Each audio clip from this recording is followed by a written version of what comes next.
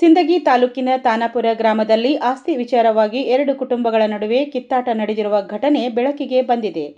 ಒಂದೇ ಕುಟುಂಬಕ್ಕೆ ಸೇರಿದವರಾಗಿರುವ ಇವರ ನಡುವೆ ಹಳೆಯ ಆಸ್ತಿ ಹಂಚಿಕೆ ವಿಚಾರವಾಗಿ ವಾಗ್ವಾದ ಆರಂಭವಾಗಿ ಅದು ನಂತರ ಗಲಾಟೆಯ ರೂಪ ಪಡೆದಿದೆ ಎನ್ನಲಾಗಿದೆ. ದೂರು ನೀಡಿ ಪರಿಸ್ಥಿತಿ ಉದ್ವಿಗ್ನಗೊಂಡಿತು.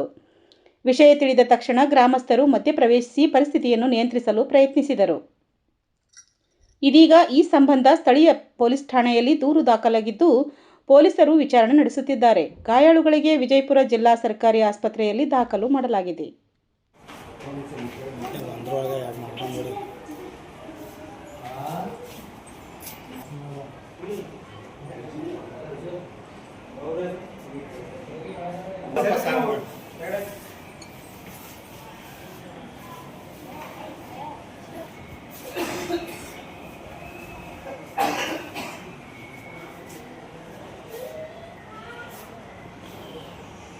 ಹೆಂಗೈತ್ರಿ ಜವ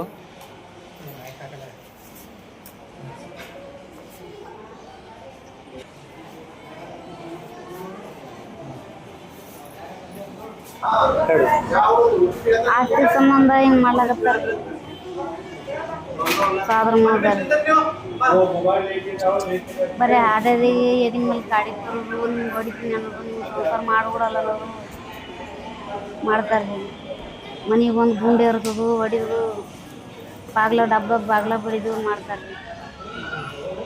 ಆಮೇಲೆ ನಮ್ಗೆ ಬರೋಣ ಮಾಡ್ತಂದು ದಗ್ಗಾಡೋದು, ಹೊಡಿಯೋದು ಮಾಡ್ತಾರೆ. ಈ ವರ್ಷದಿಂದ ಇಷ್ಟೇ ನಡೆದ್ಬಿಟ್ಟಾವ ನೋಡಿ.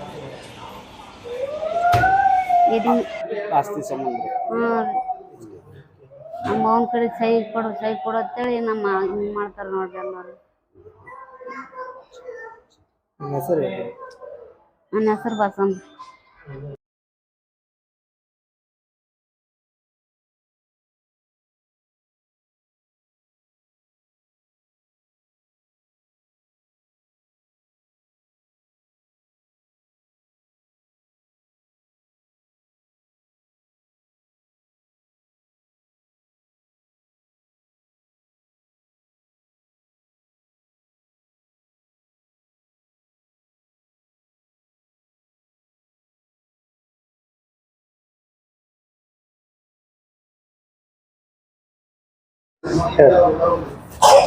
ದಯಾನಂದ ಸದಾಶಿವ ತಳವಾರ, ಊರು ಖಾನಾಪುರ, ಸಿಂದಗಿ ತಾಲೂಕು.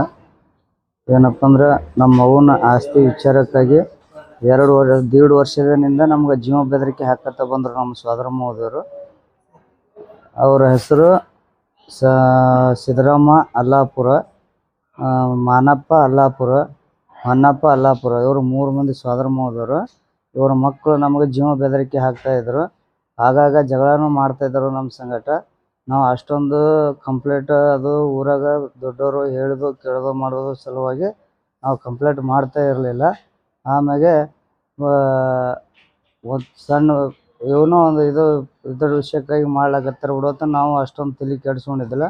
ನಮಗೆ ಎದುರು ಹಾಕ್ಕೊಂಡು ಊರಾಗ ಸಂಸಾರ ಮಾಡ್ತೀರಾ ಅಂತೇಳಿ ಬಂದು ನನಗೆ ರಾತ್ರಿ 7:10 ನಿಮಿಷಕ್ಕೆ ಬಂದು ಕಣ್ಣಿಗೆ ಖಾರದ ಪುಡಿ ಎರಚಿ ಹೊಡಿ ಹೇಳಿದಾಗ ನನ್ನ ತಾಯಿ ಹಾಗೂ ನನ್ನ ಹೆಂಡತಿ, ನಮ್ಮ ಅಕ್ಕನ ಗಂಡ ನನಗೆ ಬಿಡ್ಸಕ್ಕೆ ಬಂದಿದ್ದಕ್ಕೆ ಅವ್ರಿಗೆ ಹೊಡೆದಾರ. ನನಗೆ ಕೊಡಲಿಲ್ಲೇ ಹೊಡೆದಾನ. ಮುತ್ತಪ್ಪ ಹಾಗೂ ಸಿದ್ದರಪ್ಪ ಅಲ್ಲಾಪುರ ಫಸ್ಟು ಹರಳೆ ಮಾಡಿದವನು ಇವನು. ಅವನ ಹಿಂದೆ ಭಾಗಪ್ಪ ಮಾನಪ್ಪ ಅಲ್ಲಾಪುರ, ಅವನ ಹಿಂದೆ ಸಂಜೀವ್ ಕುಮಾರ್ ಮಾನಪ್ಪ ಅಲ್ಲಾಪುರ, ಅವನ ಹಿಂದೆ ರವಿಕುಮಾರ್ ಮಾನಪ್ಪ ಅಲ್ಲಾಪುರ, ಅವನ ಹಿಂದೆ ಭಾಗಪ್ಪ ಸಿದ್ದರಾಮ ಅಲ್ಲಾಪುರ, ಅವನ ಹಿಂದೆ ಮಾನಪ್ಪ ನಿಂಗಪ್ಪ ಅಲ್ಲಾಪುರ, ಅವನ ಹಿಂದೆ ಸಂಜೀವ್ ಕುಮಾರ್ ಹೊನ್ನಪ್ಪ ಅಲ್ಲಾಪುರ. ಇವರು ಹೆಂಡತಿನ 3 ಮಂದಿ ಒಬ್ಬಕ್ಕೆ ಹೆಣ್ಣು ಮಗಳು ಬಂದು ನನ್ನ ಕಣ್ಣಿಗೆ ಖಾರದ ಪುಡಿ ಎರಚಿದಳು. ಅವಾಗ ಬಂದು ಮುತ್ತಪ್ಪ ಅಲ್ಲಾಪುರ ಅವರು ಕೊಡಲಿಲ್ಲ ನನಗೆ ತಲೆಗೆ ಹೊಡೆದಿದ್ದರು. ನಾನು ಪ್ರಜ್ಞೆ ತಪ್ಪಿ ಬಿದ್ದೆ. ಇದಕ್ಕಿಂತ ಮೊದಲೇ ಸಣ್ಣ ಪುಟ್ಟ ಆಗಾಗ ನನಗೆ ಹೊಡಿತಾ ಇದ್ರು, ಹಂಗೆ ಬೈತಾ ಇದ್ರು. ಎಲ್ಲರ ಹೊಂಟ ಟೈಮದೊಳಗೆ ನೀನು ಮಾಡಕತ್ತಿದ್ದ ಸಂಸಾರ, ನೀ ಇರೋದು ಒಬ್ಬನಿದಿ, ನೀ ಏನು ಮಾಡಂಗಿದಿ ಅಂತೇಳಿ ನಾನು ಜೀವ ಬೆದರಿಕೆ ಹಾಕ್ತಾಯಿದ್ರು ಸರ್. ನಾನು ಹಂಗಾಗಿ ಅವಾಗವಾಗ ನಮ್ಮ ತಮ್ಮಗೂ ತಿಳಿಸ್ತಾ ಇದ್ದೆ. ನಮ್ಮ ಆಜು ಬಾಜು ಅಕ್ಕಪಕ್ಕ ಹಳ್ಳಿಯವರು ದೊಡ್ಡ ಮಂದಿಗೂ ನಾನು ಕೆಲವೊಬ್ರು ಕಿವಿಮ್ಯಾಗೂ ಇಟ್ಟಿದ್ದೆ.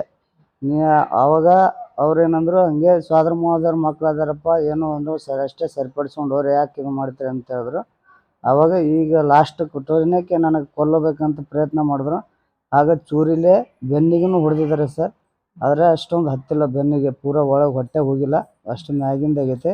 ಇದು ಅಂತೂ ಫುಲ್ ಮೈಂಡಿಗೆ ಸರ್ ಡಾಕ್ಟ್ರ್ ಸರ್ ಹೇಳ್ಯಾರೆ ಇನ್ನೊಂದು ಸ್ವಲ್ಪರೊಳಗೆ ಮೈಂಡ್ ಫರ್ಕ್ ಇನ್ನೂ ಒಂದು ಸತಿ CT ಸ್ಕ್ಯಾನ್ ಮಾಡಿ ಚೆಕ್ ಮಾಡಿ ಹೇಳ್ತೀನಿ ಅಂತ ನನಗೆ ಹೇಳಿದ್ದಾರೆ. ಅವರು ಟೋಟಲ್ 11 ಮಂದಿ ಸರ್. ಹ್ಞೂ ರೀ ಅದಿಲ್ರಿ ಅಷ್ಟು ಮಂದಿ ಅಂದರೆ ಹೊನ್ನಪ್ಪ ನಿಂಗಪ್ಪ ಅಲ್ಲಾಪುರ, ಅವನ ಮಗ ಸಂಜೀವ್ ಕುಮಾರ್ ಅಲ್ಲಾಪುರ ಒಬ್ಬನೇ ರೀ ಸರ್. ಉಳ್ಕಿದವ್ರು ಅವ್ರು 2 ಫ್ಯಾಮಿಲಿ ಒಳಗೆ ಅಷ್ಟು ಮಂದಿ ಬಂದಾರ ರೀ, ಹೆಣ್ಮಕ್ಳು ಗಂಡು ಮಕ್ಕಳು. ಹೊನ್ನಪ್ಪನ ಮನ್ಯಾಗ ಸಂಜೀವ್ ಕುಮಾರ್ ಅಲ್ಲಾಪುರ ಒಬ್ಬನೇ ಬಂದಾನ ರೀ. ಈಗ ಅಲ್ಲಿ ಎಷ್ಟು ಮಂದಿ ಬಂದ್ರೆ ಅಷ್ಟು ಮಂದಿ ಹೊಡೆದಾರಿ ಸರ್.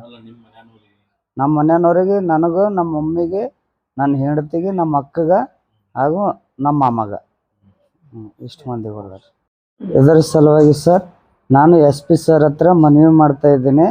ನನ್ನ ಜೀವಕ್ಕೆ ಏನೇ ಆದರೂ, ನನ್ನ ಕುಟುಂಬಸ್ಥರಿಗೆ ಏನೇ ಆದರೂ ಇವರು 3 ಮನೆಯವರೇ ಕಾರಣ.